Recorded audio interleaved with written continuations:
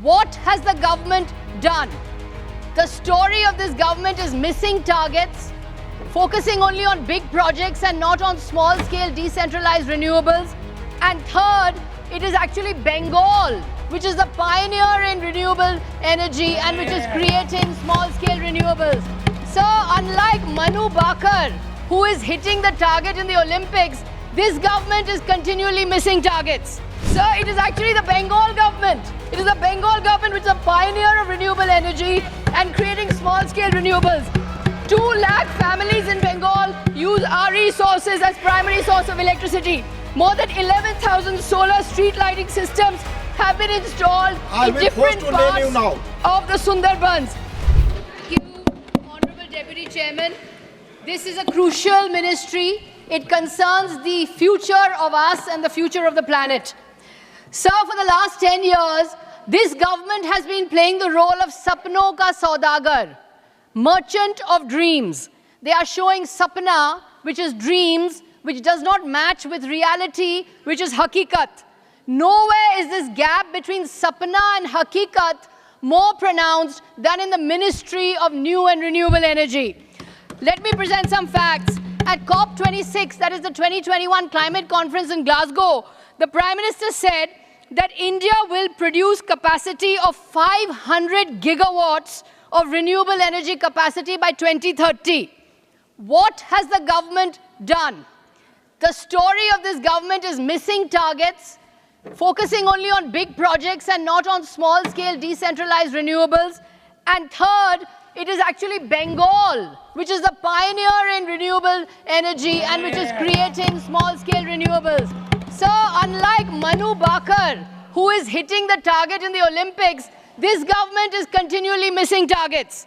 So the government's target for installed capacity for renewable energy for 2022, let's forget 2030, for 2022 was 100 gigawatts of installed capacity for solar and 60 gigawatts of installed capacity for wind. Where are we in 2024?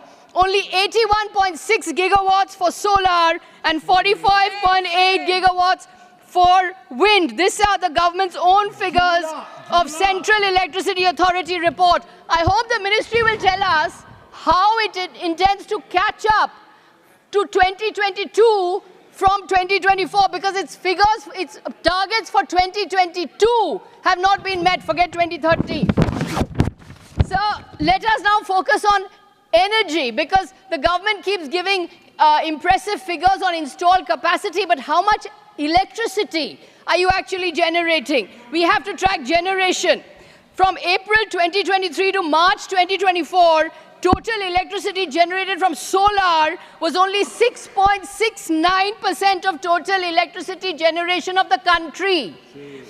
Electricity from wind was only 4.71% of total electricity generated in the country. If you add all the new renewables, that is wind, solar, small hydro and biomass, this comes to only 13% of the total electricity generated in the country.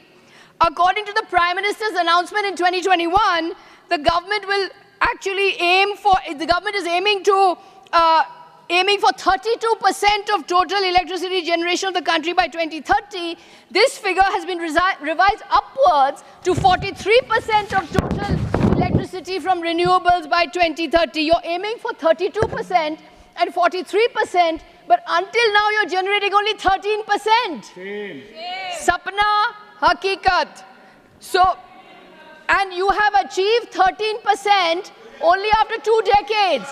The program began in 2006 under Dr. Manmohan Singh when the ministry was named New and Renewable Energy.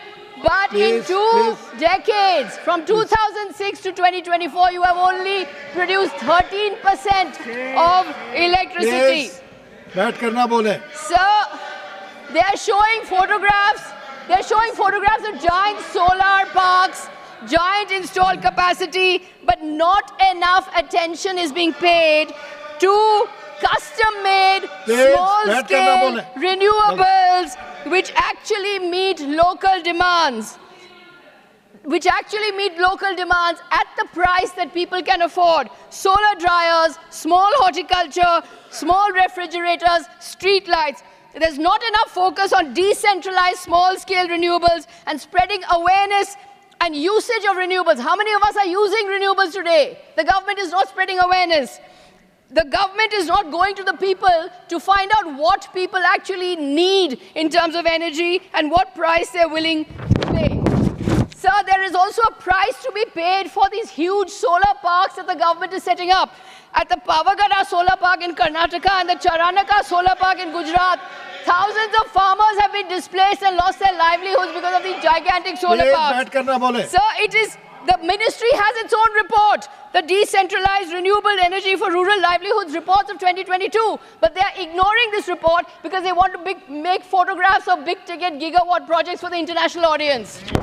Sir, it is actually the Bengal government. It is the Bengal government which is a pioneer of renewable energy and creating small-scale renewables. 2 lakh families in Bengal use RE sources as primary source of electricity. More than 11,000 solar street lighting systems have been installed in different parts of the Sundarbans. 58 government buildings under the Aloshri program have been provided with solar power plants.